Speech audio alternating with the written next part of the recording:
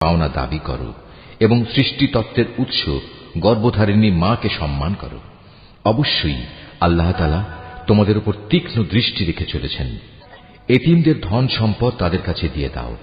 তাদের ভালো জিনিসের সাথে নিজেদের খারাপ জিনিসের বদল করো না। তাদের সম্পদ সমূহ কখনো নিজেদের মালের সাথে মিলিয়ে হজম করে নিও না। এটা আসলেই একটা জঘন্য পাপ। আর যদি তোমাদের এই আশঙ্কা থাকে যে তোমরা এতিম মহিলাদের মাঝে ন্যায় বিচার করতে পারবে না, তাহলে সাধারণ নারীদের মাঝ থেকে তোমাদের যাদের ভালো লাগে তাদের 2 জন 3 জন কিংবা 4 জনকে বিয়ে করে নাও। কিন্তু যদি তোমাদের এই ভয় হয় যে তোমরা একের অধিক হলে তাদের মাঝে ইনসাফ করতে পারবে না, তাহলে তোমাদের জন্য একজনই যথেষ্ট, কিংবা যে তোমাদের অধিকারভুক্ত তাদেরই যথেষ্ট মনে করে নাও। মনে রেখো, যৌনতার সীমা লঙ্ঘন থেকে বেঁচে থাকার জন্য এটাই হচ্ছে উত্তম ও সহজতর পন্থা। নারীদের